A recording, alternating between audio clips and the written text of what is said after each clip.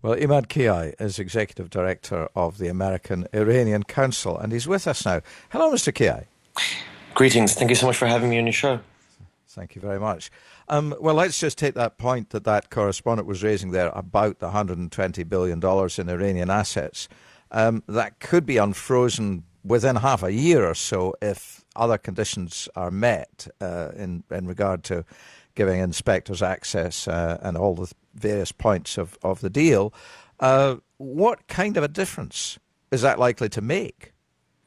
Well, I mean, $120 billion for a mid-sized economy such as Iran, is substantive, but it's not the aim of these negotiations. Iran wants these economic sanctions that have been placed on the country from the United Nations Security Council, EU, and the unilateral sanctions by the United States on Iran to be removed. Iran is going into this for a long haul and not necessarily for what I would consider pocket change release of frozen assets that's already theirs. So Iran rather wants to enter back into the global economic market. It wants to be able to sell its oil, its commodities, and also be able to trade openly with the international community. So it is a much longer and more comprehensive ambitions that Iran has in terms of having these sanctions removed. And obviously it has really been detrimental to the Iranian economy and of course its people. Do you foresee any lasting difficulties with the various bits of access that Iran has agreed to in this deal? Is the Revolutionary Guard, for example, going to open up the various nuclear facilities to inspectors? Well, it's always the details of the negotiations and the final deal.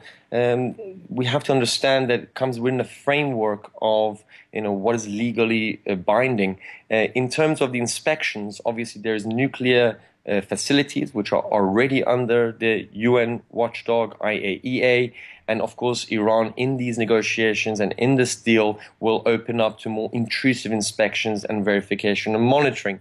What you are talking about is the non-nuclear sites, such as, for example, a military site such as Parchin. In here, there is a procedure that has to be followed. There is no what is called a managed access by the IAEA to be able to enter non-nuclear sites. That will take, first, credible evidence that Iran is engaged in some weaponization program towards a nuclear weapon, one. And number two, once that's been assessed, Iran can actually provide it or not, depending on the legitimacy of the information provided by the IAEA through some intelligence or other information from member states. So there is a procedure in place. So it will not happen overnight. No. Critics are obviously saying that the lack of instant access is a severe problem with the deal. But do you see it as an unsurmountable problem, or something, in fact, that people will be able to manage? I believe so. I mean, to be honest with you, the most important realization following this deal is that it's a win-win from both sides. The P5+1 had to make concessions, and so did the Iranians. But at the end of the day, as President Obama early on today has mentioned, all the pathways to a nuclear weapon will be closed to the Iranians. Maybe enrichment of highly enriched uranium, maybe plutonium track, maybe covert operations, or even procurement. Everything from A to Z of Iran's nuclear program will come under some term of monitor. And so it will be very difficult for Iran to take any fissile material and divert it. And this is a good sign, not just for, in this case of negotiations, but to strengthen non-proliferation, not just for Iran, but to serve as a model for the region and beyond. You're in a good position to observe both sides. How do you view the American opposition? And we'll be talking about this in a moment anyway, but how serious a problem, a political problem, is this for the president?